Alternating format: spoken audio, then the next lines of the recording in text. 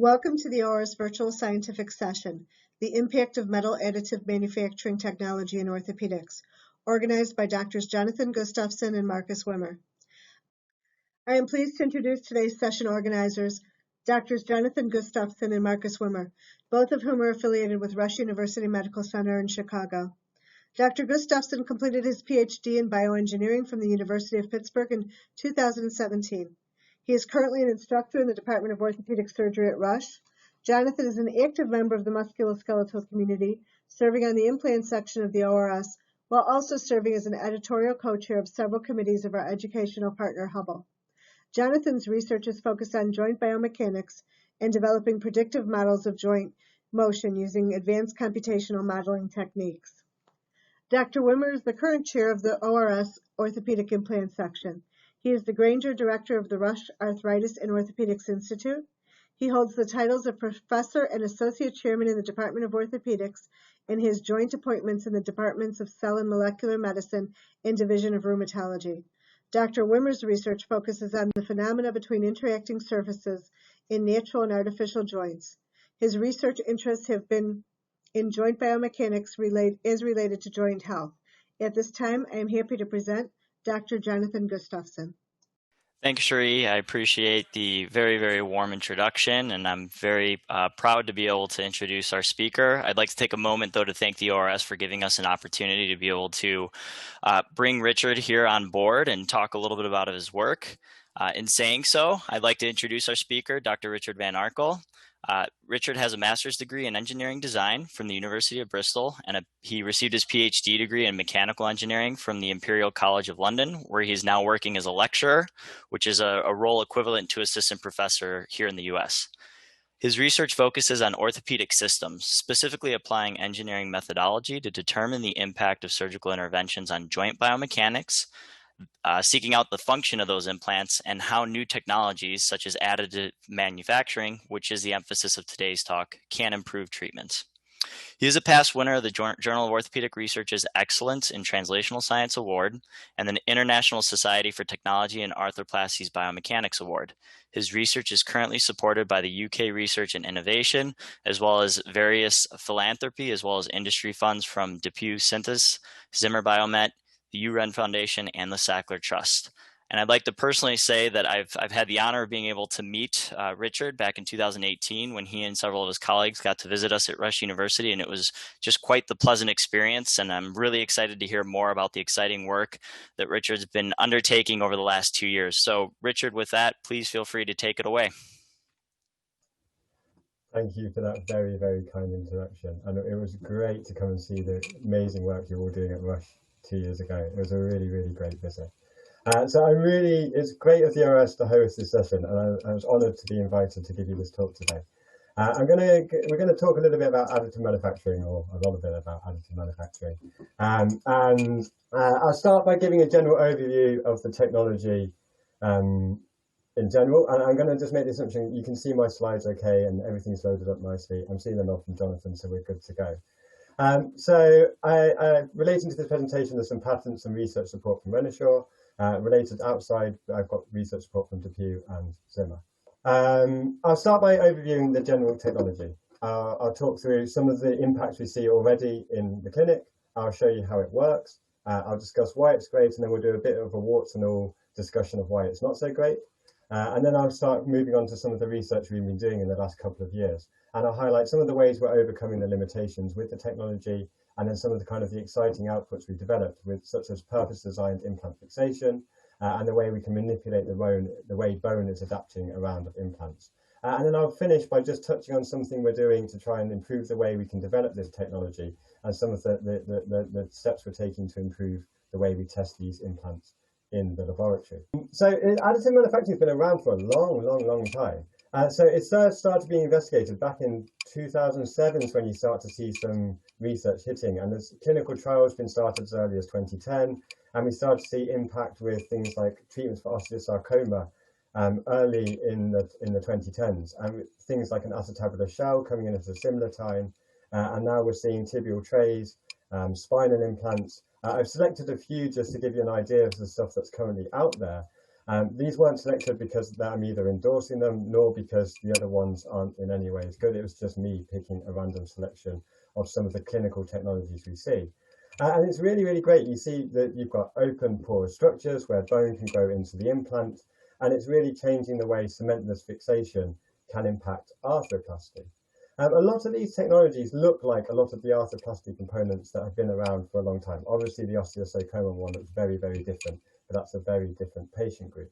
And what I want to highlight with the talk as we move on to the research later is how we might do some more step change shifts with the technology and how we might be able to change the way we think about some of the mechanics that go on with implants. And so that's a nice summary of just what's out there. There is stuff out there, the technology is going well, and it's already delivering clinical impact. So I'd like to just talk you through how it works. And it's a layer-based process. So this is one of the smaller machines we have at Imperial. And what it's doing is it's wiping down a 25 micron layer of metal powder. And then a high-powered laser around 200 watts is coming, and it's selectively melting that metal, heating it locally up to around 2000 degrees Kelvin to realize metal part where you want it, leaving the powder where you don't want. In this talk, I'm mainly going to cover powder bed fusion with lasers because that's the machines we have at Imperial, but you can also do this with an electron beam. The different machines work in a very similar way and have different pros and cons, and some of the clinical technologies you already see use the electron beam process, and some of them use the laser process that we use here at Imperial. So if I show you what this looks like after it's done loads and loads of layers, to give you an idea, if you're doing a 25 micron layer, that's 40 layers just to make a part that's 1 millimeter high. So this really is a repetitive process that happens again and again and again and again. And once it's been running for maybe 4 to 8 hours, you have a part nested in powder that looks something like this. You remove away the powder and you can get a broad range of design freedom parts where you can really do stuff that you couldn't do necessarily with conventional manufacturing techniques. And just to give full circle, that's what it looked like when we were seeing it in the machine. And this is what it looks like in kind of a 3D view. So you can end up with some really complicated geometries and quite a diverse range of parts from this layer-wise process. And as an engineer, that gets you very excited because you think, I can do a lot that's new.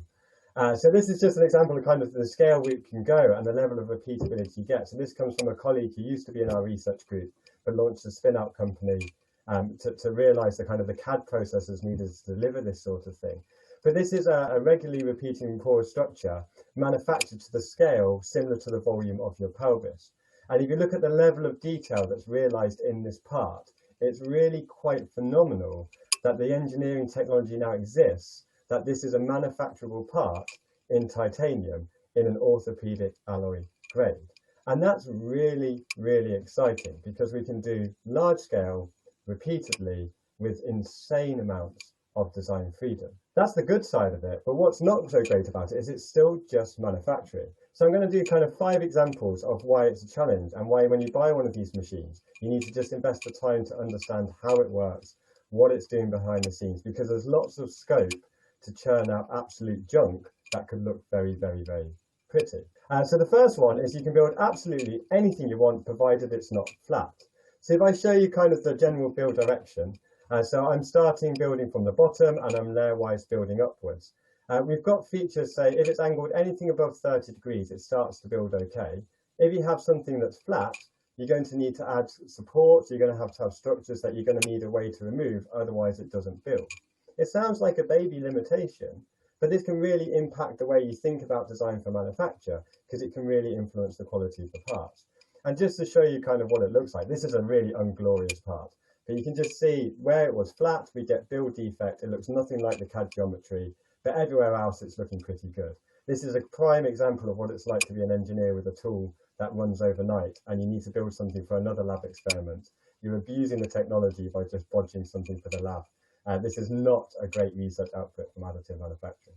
And the classic things where it's very easy to manufacture a hole in conventional manufacturing, but in AM you can run into issues like you get this blurring at the top of the hole.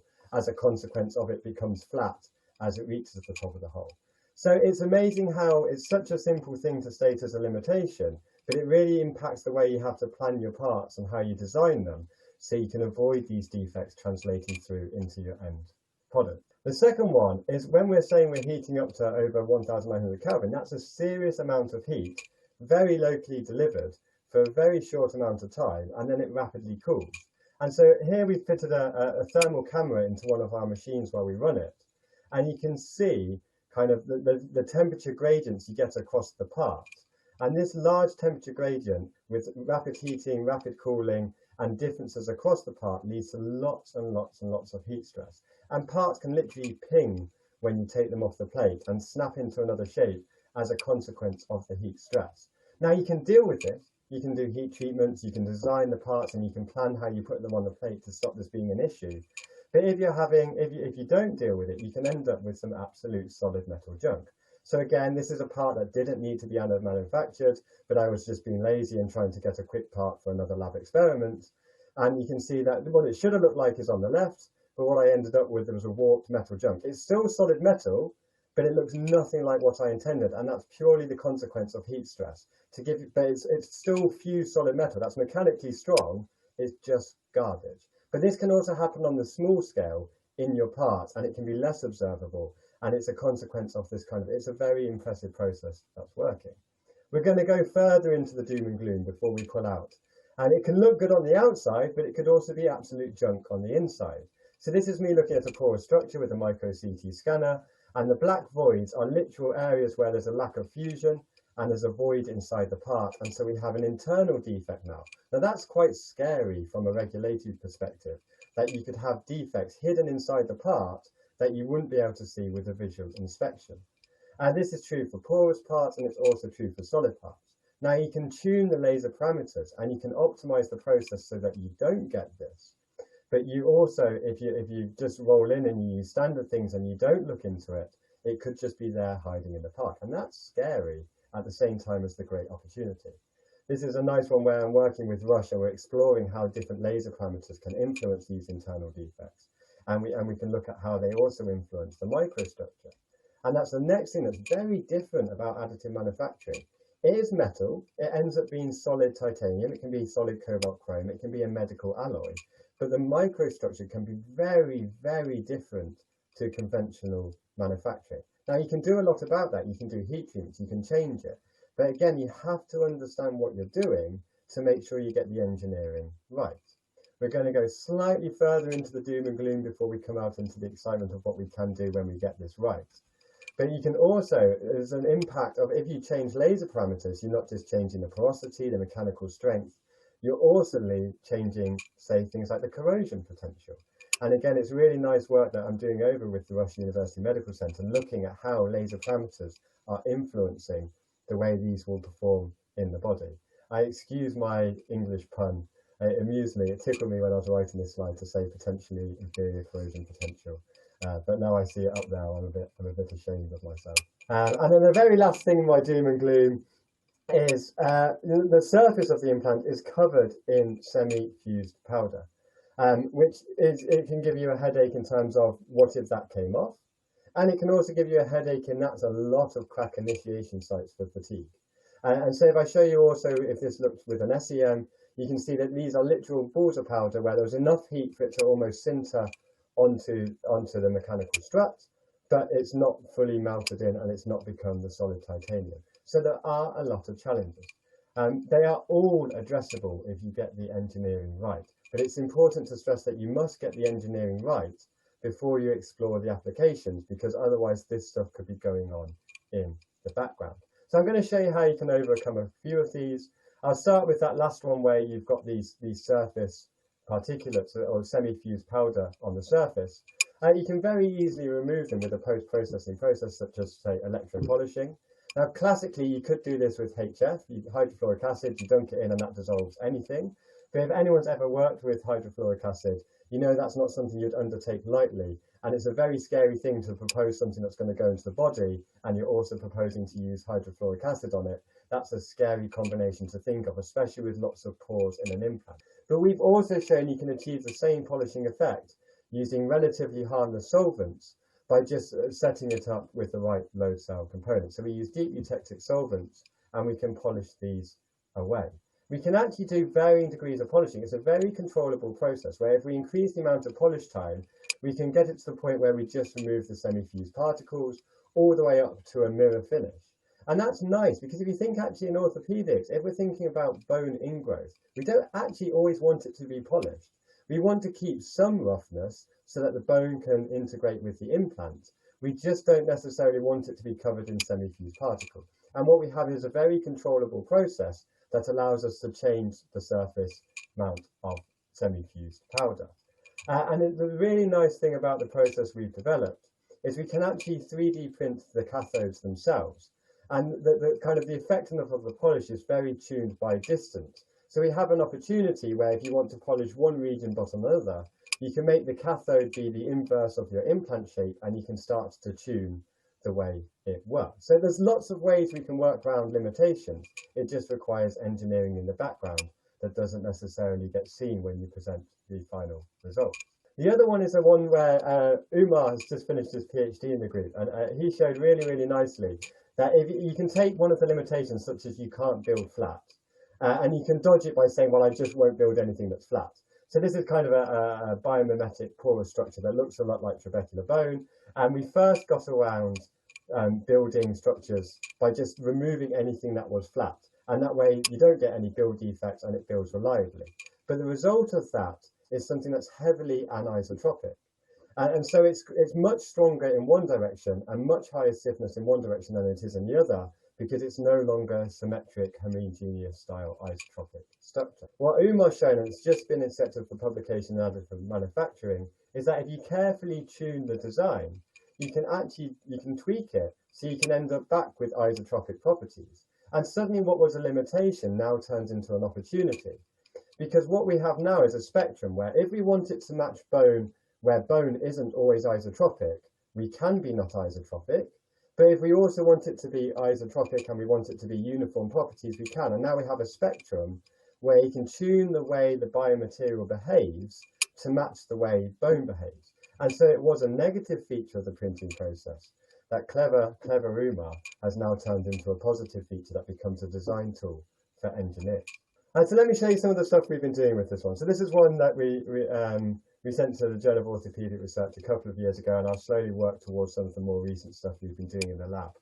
And the first thing we did is we wanted to say, well, before you get bone ingrowth, you have to hold the implant in the bone. And it's classically done with mechanical friction. So we thought we could be clever. We've got this design freedom. We could tune the way our implants interact with bone, and we could influence this press fit mechanics. So we started designing additive manufactured rough surfaces where we manipulated laser parameters to get deliberately rough surfaces. And we said we can also be really clever with these porous structures, and we can tune their modulus, and we can match the modulus to bone, or we can make it slightly stiffer than bone, and we could see how that affects the press fit mechanics.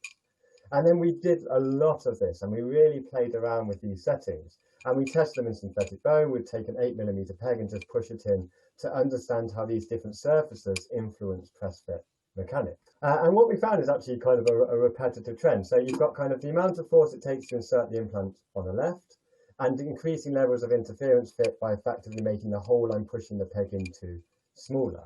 And this is a very intuitive trend. That as you push it into a smaller hole, you have to push it harder and harder and harder. So to give this context, that's saying it takes around body weight's worth of force to push an 8mm peg into a 6mm hole. If we look at how much fixation force that generates, however, it's really not very much. You're getting an order of magnitude less fixation for all of your insertion efforts. And this didn't really matter how we did it. It's true whether we did a stiff porous structure, it's true whether we did a bone-tuned porous structure, it's true if we tried to taper our structures. You end up with this scenario where pushing force is directly related to how much bone you push it into, but the amount of fixation you can generate is capped. There's a limit to how much fixation you can get to bone. And so then we think, well, maybe this is because we're not being very clinically representative here. I'm just pushing small pegs into a bone. But we actually see the same trend if we start to look at something that's more representative of what we see in the body. So we can take those surfaces and we can also put them on an acetabular cup. Then Ruben, who did this as his PhD, but now he's around as a postdoc in the group, he looked and studied the mechanics of how stuff is impacted in the body. And he spent a long time studying the mechanics of how the pelvis moves away. So when you give it a big whack, it's not a rigid system. The body moves away from the insertion force. And he developed a way we could simulate that with a drop tower. And so it simulates the impaction mechanic, but in a very repeatable lab way. And so we could study how these things fit, how they fixated when we're going up to a more physiological scenario. And what we saw was exactly the same. No matter how much you put in, there's a limit to the amount of fixation you can generate. And if we start to think about the fundamental mechanic that's going on, this is kind of very, very logical. So when we're doing press fit, we're inserting something into bone, we're requiring the bone to deform. And when the bone deforms, when the bone strains, it generates a hoop stress and a reaction force. That reaction force gives us friction, and that's what's holding the implant in place. But there's a limit. If we strain the bone too much, rather than generating a reaction force, we just destroy the bone, and you lose the fixation. And actually you reach a point where you've got a point of maximum fixation, and beyond which you just damage the bone, and below which you get a strong fixation. And so that's a fundamental limitation of press fit mechanics, that no matter what we do with the additive manufacturing process, we can't change. So instead of trying to tune the surfaces, we thought, how could we actually design fixation for a push fit device to get something that gives us a higher level of initial fixation? And to do this, we looked at screws. Now, a screw gives you much more fixation than press fit, but what it's doing is it isn't relying purely on friction, it's anchoring underneath intact bone. You wind the screw down under bone. Now, that's not the solution to everything, because it has to be rotation symmetric, or you have to have a modular implant, and you have to have the screws after you've inserted the implant. So it's not always viable to do this. But if we could keep that mechanic, that idea of anchoring under intact bone, we could get a much better fixation. And so we tweaked the way we made these additive manufactured porous structures.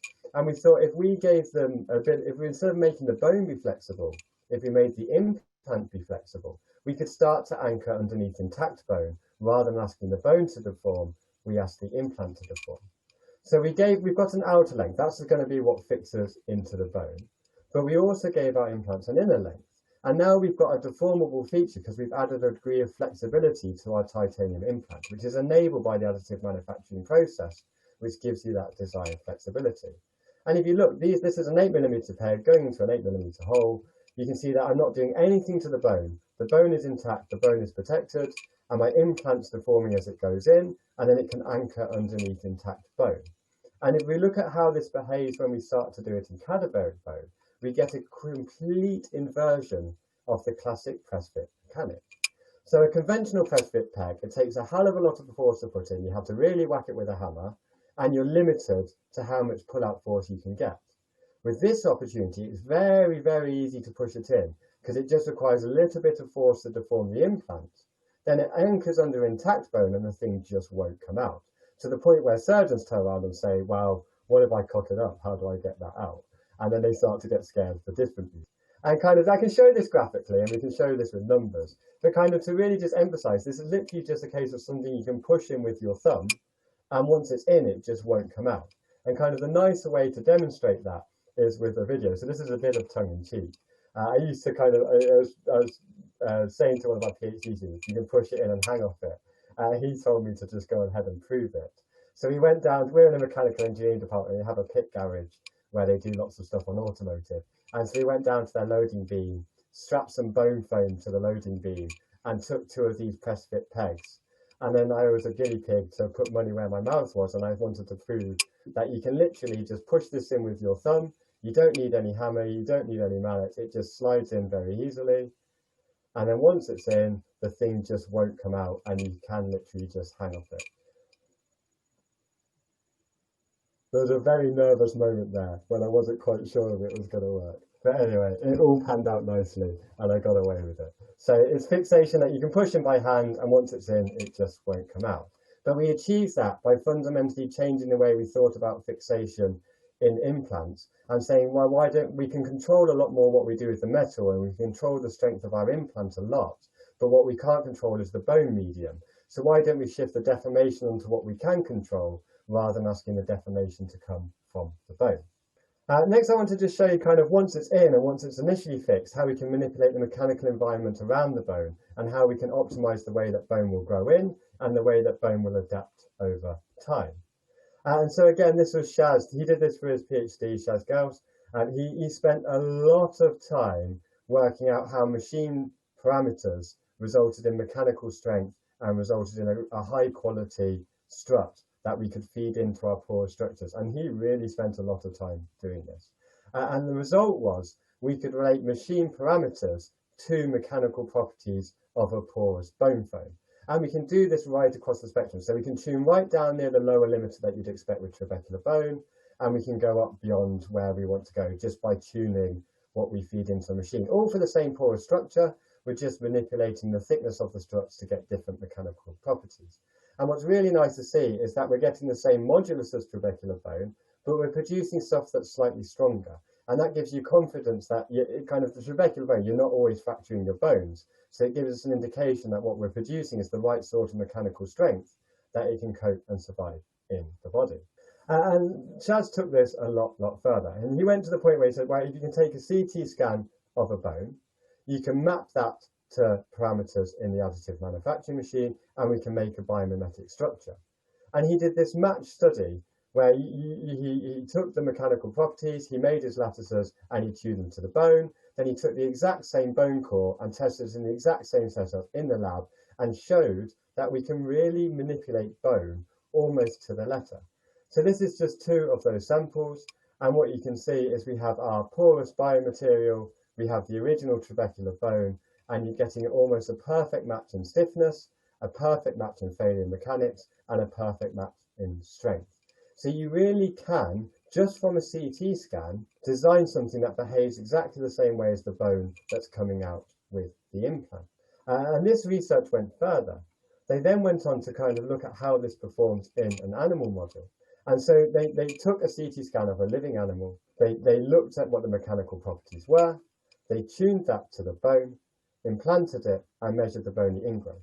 And when you match the bone, you get more bony ingrowth than when you put in something that's too stiff.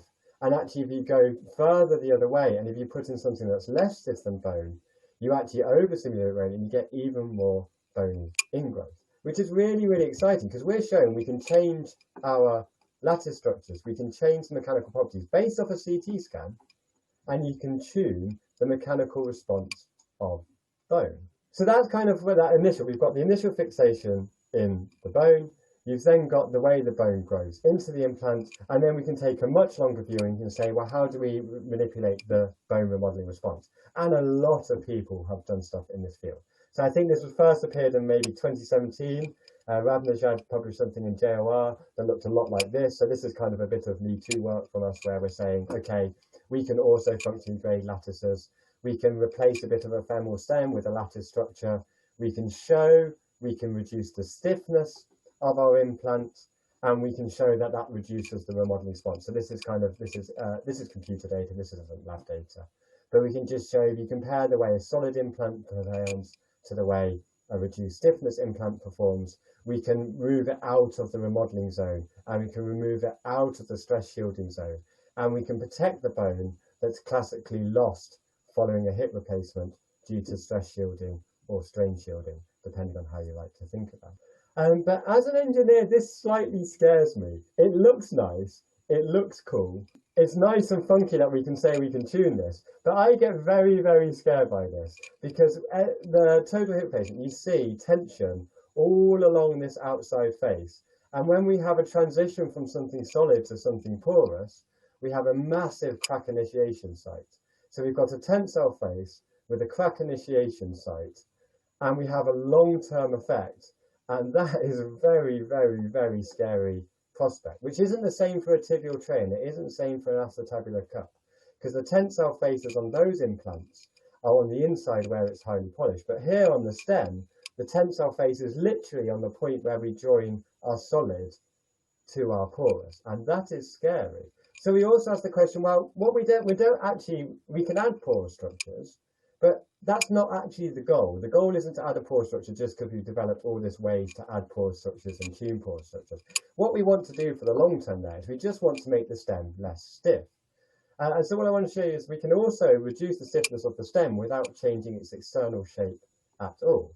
So this is a third implant that achieves the same reduction in implant stiffness, but I've not had to make any changes to the outside of the implant, any changes to the tensile faces, where you might see stress rises and you might worry about crack initiation. And that's also nice if you think in terms of broachures and established press fits and established clinical technology, where there's a lot of effort gone into how you insert these. And because there's no change to the outside of the implant, a lot of that's going to stay constant. And we just achieve this by saying, instead of shape optimizing on the outside, we can just shape optimize the inside.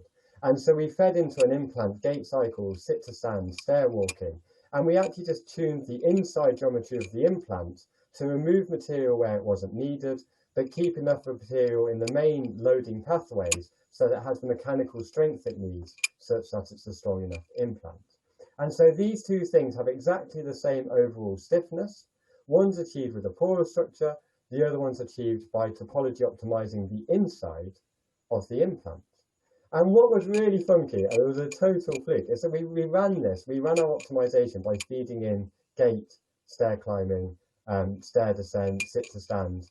And what we see is where the material was left looks exactly like the classical loading pathways you'd see when you look at the classical kind of trabecular structure papers, where we ended up with material. It's really uncanny how the inside of that implant looks compared to kind of the classic principal loading directions you see in trabecular bone.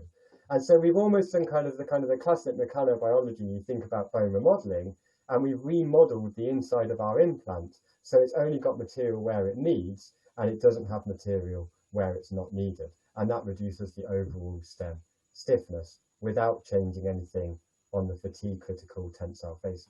And so the last thing is we have a world where we have huge amounts of design freedom now. We can do so much in the computer. We can CAD design porous structures without thinking about it.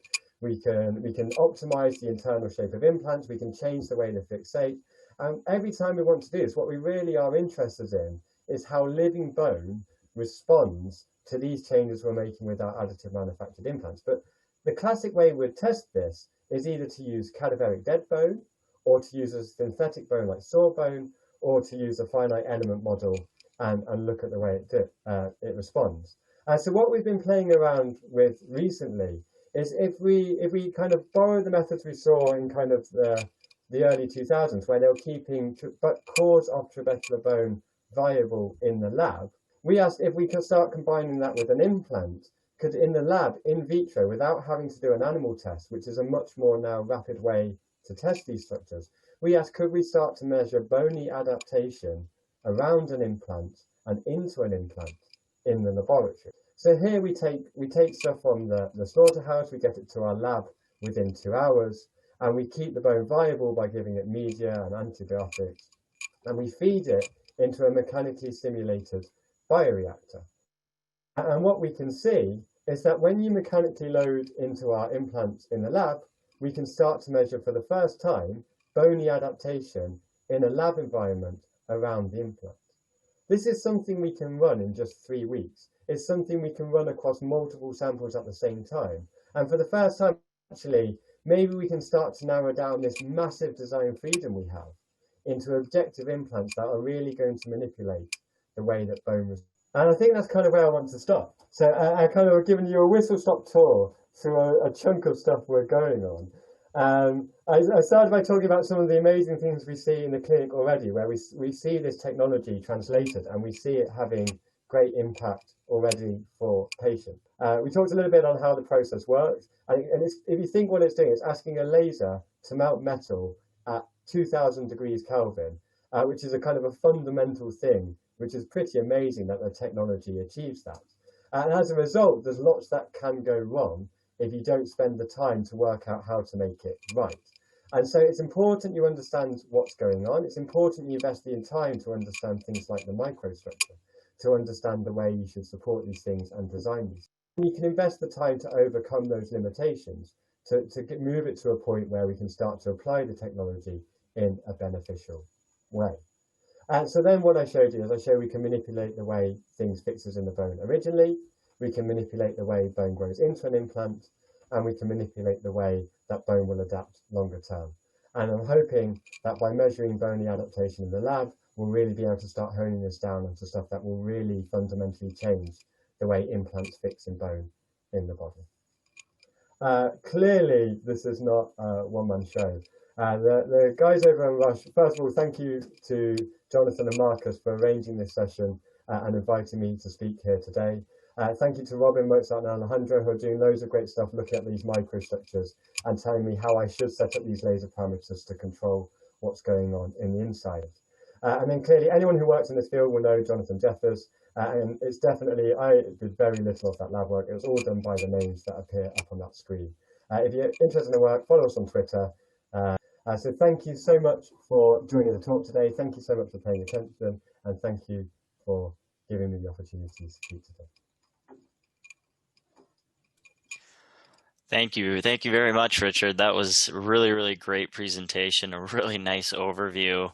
I learned a lot just myself from kind of the basics, even though I've seen this talk, you know, at least an earlier version of it several years ago, but this is really, really great. So kind of talking about that last slide that you talked about, where you were trying to use some sophisticated ways to image maybe some of the biological effects or changes to basically screen the surface polishing you mentioned earlier, and how that applies to some of the in vitro testing you're doing. Can you kind of talk a little bit more about where your vision is going with some of these in vitro tests, trying to develop some of these preclinical models? So, I mean, our vision is we want to be testing up to kind of 24 of these things in parallel. So you could get a kind of an n equals 4 to n equals 6 repeat. You could get 4 to 6 variants going on at the same time. And you could really very quickly start to hone. You can make small tweaks and you could say, how is this making a difference? Now it's really, really exciting because we are seeing bone adapting, the bone is living, the bone is responding. When we're looking on the CT, we're seeing some really encouraging things inside the pores as well. But obviously there's a limitation to how long they will stay viable for. And if you think the kind of the true remodeling process, there's different stages where you get the woven bone, then it moves on to lamellar bone. And we're not going to go that far in the lab test. That's beyond where it will go. But what it will allow us to study is that initial interaction between the implant going into the bone and looking at how the bone around it is remodeling and how the bone will start to deposit calcium onto the implant surfaces. And that's enough where we can start to say, okay, how much should we polish these things? What mechanical properties should we tune them to? How much does it matter what the micro motion is at the interface? And rather than relying on, say, animal studies where it says 40 microns is the ideal threshold, 150 microns is the ideal threshold, where that was for a very specific implant at a very specific time, we can start to say locally for a new design, what would be the micro motion threshold? How responsive is it to motion? Can we influence that? Can we tune that? And it's really, really exciting to then bring the two together and have the ability to iterate the design very quickly, but also the ability to measure in a short time scale how that might influence the biological response. And it's early days. It is a baby project where we're just starting to see that early results in. It's proving to be viable, it's proving to work, and I'm really looking forward to see where that develops over the next few years. Great, excellent. Jonathan, you mind if I jump in? All you, that's why I paused. Hi, Richard. This is Josh Roth from University of Wisconsin-Madison. That was a great talk. Thanks so much. Given the wide variability in patients' bone properties and their activity levels and joint biomechanics, do you see this as this additive manufacturing approach as a way to tune individual ligaments to a given patient bone properties, or what their functional activities are going to be? And if so, what are the barriers that you see in making that kind of a commercially viable option? There's a whole heap of barriers in terms of the commercial application. Like the regulatory environment in the US is changing, the regulatory environment in Europe is changing. In the UK alone, we have a huge hurdle that the country's leaving Europe. So we're going to have regulation changes in a country level as well. And so there's a lot that goes on there. Certainly, if you think about, if we refine that preclinical testing so a good translation pathway is just saying what could go wrong and how can we mitigate that risk and how can we show we've done the due diligence to mitigate that risk. And so if you get that right and you build up that body of elements and that document file around it, these things can be translated, and they are being translated. There's lots of examples of technology now going through. But it's important to be aware of those limitations. And the reason I did that warts and all highlight of what can go wrong is it's very tempting to look at it and say, oh, that looks fantastic. It looks cool. It always looks great. And it's very easy to make something that looks great. But it's very important that that risk mitigation and that engineering becomes behind the scene so that we can see that translating through. So yes, it's challenging, but yes, we can work through it. We're very fortunate that we get funding from the Wellcome Trust, which is one of the UK charities, where they've given us money to embed a quality management system into our research at Imperial. So we can do that level of documentation and that level of risk assessment and that approach to translation, so that when it's ready and when it's eking its way up through the technology readiness levels, we're at a point where we're in a position where we can translate it through. And it's really, really great to work with the quality management expertise quite early in the research so that we don't face those barriers further down the line. So it doesn't mean they're not there. It doesn't mean it doesn't give us headaches, but it doesn't mean that it's not going to happen. Does that answer your question? Yeah, I guess a quick follow-up. Do you see it as like, so I totally see the regulatory as a hurdle for any kind of new, especially kind of something that's different than what's out there right now. Do you see it as like once the regulatory hurdle is over, from the technology of developing the topology optimized implants, do you see it as something that would be more easily personalized, or would it be you'd now have not only sizes A through J of an implant, but you would have kind of stiffnesses 1 through 10, so that you'd kind of tune those? So maybe I'm too conventional. I struggle to see past the idea of sized and standardized implants and the model there. I think it's always really tempting to think that additive manufacturing could enable personalized implants. If you look back to, say, the noughties, there was CNC. When CNC first came in, there was a lot of customized femoral stems made with just conventional milling and 6-axis milling or 5-axis milling, making amazingly shaped customized implants. And that's been around for a very, very, very long time. But I don't think it ever hit the mainstream because there are other barriers there in terms of the cost economics of it, of whether that's, so I'm maybe skeptical on the idea that, particularly in the world of arthroplasty, I just don't see patient-specific implants becoming a real centerpiece of the arthroplasty world. It doesn't mean that you might not get an element of that for a more early intervention, where there might be translational value, and you might be able to say, if we can stop it progressing to the stage where you need a full arthroplasty, that could be a fundamental game changer. And that might, the value and the extra cost of doing it patient-specific then might be worth it. But certainly in the world of arthroplasty, maybe I'm skeptical. I think there's a lot you can do to manipulate the way the implant interacts with the body. You could maybe tune the mechanical properties to encourage bone growth where you want the bone growth to happen around the implant. So not just think it in terms of stopping stress shielding, but think of it in terms of a beneficial effect as well. That's exciting, and like that's definitely an sized approach and a kind of some degree of flexibility where you might say this is a low density implant and a high density implant. But I don't know. Other people might tell me that I'm wrong there, and other people might say actually there's this model that would work for customized implants. I'm skeptical on the level of patient specific, but I don't think that doesn't mean we can't fundamentally change the way these implants interact with the body. Awesome, thank you. Actually, I was going to jump in too, Richard, kind of on that note. You brought up kind of some of the hurdles and personalizing this in arthroplasty. And I think, but I have seen, and heard from our doctors, at least at Rush, that just some of these personalized implants, the time and cost that goes into it in terms of the benefit that we see clinically or that they see clinically more than anything, there's no significant difference. And there's been a lot of studies to show that relative to kind of that standardization that you're talking about. And that was kind of what one of my follow-ups was going to be is exactly where you see how these implants are going to go in terms of you've been able to really show really strong evidence of being able to tweak the mechanical properties to really mimic the bone quality, even going to more of that patient specific level, so to speak. If you have somebody who has worse, bone quality in a patient population that might be seeing these types of implants, that you could tune the parameters potentially to help with better engagement, better ingrowth, potentially better, that bone implant interface. My question kind of becomes, you showed at least with the push-in screws where you were kind of hanging on the swing there, which was an awesome video, a really nice visual display of that, of kind of you buying into your own work. I was kind of curious though, if you've had any pushback from any of the surgeons you've presented this to, or people who are thinking, you've made these implants that are really great, say screws in this case. What if there are certain scenarios where you would need a revision, or you would need that material to be removed, right? How have surgeons kind of responded to that, or are there other ways to think about, those types of worst case scenarios? All the surgeons we work with respond with exactly that the thought of something that fixes really well terrifies them in case they want to slightly tweak.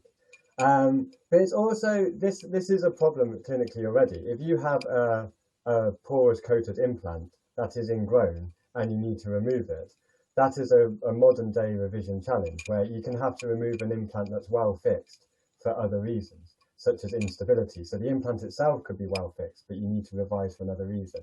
And so the technology to do a revision already exists, but you could also think of it in terms of, say, very, very, very little arthritis, say for the knee, is tricompartmental. The vast majority is in one compartment or two compartments. So maybe the place for something like additive would be in a uni, where you could fix it as well as you want, but ultimately, if you need to, you can just undercut the uni and stick in a total. And the uni is just inherently more bone conserving. The level in which you put the uni, you can put in a normal total underneath the tibial tray of the uni and still do your total knee arthroplasty as you would have done a primary. And then you just circumvent the need to ever undo that fixation because you just undercut it. So it's not like there's definitely, the surgery reaction is always a slightly, I want it to fix, but I also don't want it to completely fix. And there's definitely that attitude. But also, this is a problem already. If you have a well-fixed implant that you need to revise, this happens. Yeah, absolutely. Certainly, it's about targeting it in the right place. You can also look at it for, say, the fixation where it needs a low force to go in. It's very tempting to focus on the high force it gives you once it's fixed. But if you look at the low force to go in, that nests very well with robotic surgery, where you can generate accurate positioning, you can generate something where you know it's in the right place, but what you can't do is whack it with a hammer because the robot doesn't whack with a hammer. But what it can do is accurately position and accurately place and work in a low force environment. And so there's just space in that zone to have impact without necessarily replacing exactly what you picture when you picture a total hip, or exactly what you picture when you picture a total knee. And I think that's the way we think about the technology. It's not trying to do the next exactly looks like an identical tibial tray. It's about where that treatment could go to treat the underlying cause. And just kind of a follow-up too, and I think this is kind of just a burning question going back to this idea of regulations, right? So have you been involved pretty heavily with, I guess, some of the work to try and standardize this technology a little bit, or get, going through that process, or is that something that you're trying to?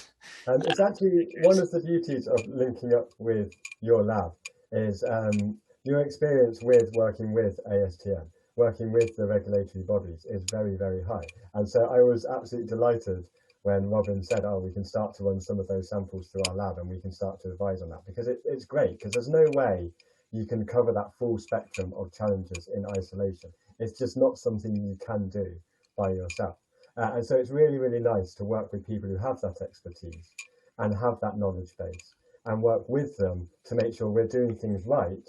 And so that when we want to start translating the designs, we can, but they've given us that reinforcement and that safety check that we are doing things to the level and the best we can do, really drilling down into the fundamentals. And so it's really nice that so Mozart's presenting at the ASTM conference tomorrow, and that's that link up where I think it works really, really nicely. So another follow-up here, a little bit more kind of specific to the technology itself and some of the challenges with titanium. So the question is, given all the challenges of an inert titanium that you highlighted, what is your opinion on SLM of absorbable metals themselves? So I asked for a little clarification. I'm actually not sure the acronym SLM. I'm not familiar with Oh, the so terminology. they're all people call, so the kind of the universal thing is powder bed fusion. That's what they're all doing. So they're all taking powder and fusing it to make metal. So that's kind of like the ASTM term would be powder bed fusion. Then you've got SLM is called selective laser melting. You've got DMLS, direct metal laser sintering. You've got, and they all have the different acronyms and they relate to patents of a specific company. So it's just, it's used in similar. So SLM would be just referring to an additive process for melting metal in the same way. The question, what do I think about resorbables? I'd say the one my mind jumps to is I think about magnesium or magnesium calcium alloys, and I love the idea. I really, really, really love the idea. It's important to get the degradation rate right, and the thought of a hydrogen bomb in a knee is terrifying. The thought of the amount of hydrogen that could be emitted in the body. I personally don't have the ambition to face the regulatory environment there, but I would definitely be a Me Too jump on board if someone takes it through and they show that there's the track record that we could start to play with these magnesium alloys. I would love to have a go, but maybe I'm not the right person to see that one through myself. Where I actually, it's very, very exciting, and the concept is hugely exciting that you could do something that both encourages bone growth and resorbs. And I think there's some amazing work going on in that field. And I think I'll be like a mid to late adopter with that, where I'll wait till people work out the fundamentals and then we'll just get some powder and stick it in our machine. It's also one where I feel for the technician already. So when we get these metal powders, they're in a really pure form or they're unoxidized. So you classically think of titanium as inert, but in its powder form, it's highly lethally flammable. And loads of the machine manufacturers have these like concrete burns where they've had something go wrong and they have to take it outside while it just burns itself out, because the actual titanium powder is very reactive, and it gets worse when you go to like aluminium powder. And so the concept of magnesium powder is very, very scary. So it's also nice that we have our brilliant technician who will deal with the kind of the safety aspect of working with a very reactive metal in a high surface area unoxidized powder form. It takes a little bit of a brave person to say I'm going to fire a laser into that mix as well. Now, I mean, it's inert. We're in argon and we're in a semi-vacuum, but still, at the same time, it's a scary thought. So kind of as a follow-up to that too, is have you played around with other types of metallic powders or anything like that just to see kind of some of those differences, or have you been mostly dealing? We've played with the core, I'm going to say core 4. So we played with CP Ti, Ti64, cobalt chrome and stainless steel. More recently, we've moved mainly towards commercially pure titanium for porous structures because it's less brittle. So Ti64 is fantastic in a solid alloy, but in a porous form, the brittle nature of it doesn't translate through to a great fatigue life. So a lot of our recent research has been with commercially pure titanium because the ductility actually really helps with a porous lattice. Outside the core 4, we ran Inconel for a while on one of our machines in the lab because we also have, it's a mechanically engineered part, so there's some stuff going on in injection molding. And so there is, you can spend a day cleaning down the machine and you can load in another powder, but we tend to work with a lot with commercially pure. And when I mentioned that quality management system earlier, so that we can maintain that, we have 2 machines. One where we're quite liberal with changing the powder, and we'll plan it and we'll work it into our schedule. And one where it's solely commercially pure titanium, so that we can do that quality management needed. So that if we want to make an implant for clinical trial, we've got the right quality controls in place, and we know there's no risk of powder contamination because we have the one machine that's locked into that quality management system. So we stop and play. So we don't do a lot of alloy development ourselves, but I love seeing some of the new stuff that's coming in. And there's Alloyd in Oxford who are developing that titanium. They're making an additive specific medical grade titanium, where you think Ti64 is an aerospace grade that we just happen to do in medical implants. But they're actually looking at the fundamental titanium alloy and how you can maximize both the way that works in additive and the way that would work in the body. And it's really exciting to see that coming. And again, I will be a mid to late adopter. When it looks good, we'll stick it in our machine. But until then, I'll let the experts handle it. Perfect. Now, let me ask Richard something real quick. Hi, Richard. Nice talk. Can you comment a little bit on the economical situation here? So if we think about it, this may become a rapid procedure in the operating room, and you compare it against off-the-shelf components. So it's a really funny cost model with additive, where the machines cost a lot. The technology to do the process is expensive. So I think the machines in our lab were £250,000 each. So that it's a significant outlay to buy the machine. And in a professional manufacturing, that has to be, you have to build in that machine depreciation that adds to the cost. But it's a very interesting thing that you just pay for what you make. You can feed powders back through. And you can, especially when you're doing a porous structure, the amount of actual metal you're using in that structure is relatively low. So the economics are different, and it's not necessarily a complete barrier. And a great demo of that is there are already in the arthroplasty world. They look like current arthroplasty implants. The tibial tray I showed is an additive manufactured tibial tray that's commercially viable and is in the clinic. The Acetabular cup has been in the clinic for a long time, and there's multiple manufacturers with Acetabular cups that are viable, sellable products that are in the clinic. So it's, you know, the cost economics can work, and I think it's really it's amazing when you look at what the work industry does behind the scenes that we don't necessarily always see on the research side to make that a viable process. There must be a lot of company know-how behind the scenes. But it is upscalable, and we know it's upscalable because we see implants in the market already, and we see them selling, and we see them going into patients. So yes, it's a different economics. It's a different model to where you've got when you're working with forged materials or CNC, but it doesn't mean it's going to be not possible to do. That's perfect, Marcus. You stole one of my questions. So that was actually exactly what I was going to ask was if you could talk a little bit about the financial trade-offs of kind of your standard manufacturing techniques currently, you know, versus the kind of state-of-the-art techniques you're talking about here with these additive manufacturing. But that's it's a great model for a university because you get a grant to buy the machine, and then the powder, like you're using so little powder in some of these things that some of the parts cost peanuts.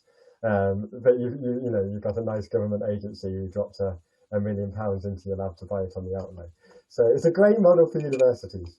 A nice sphere there.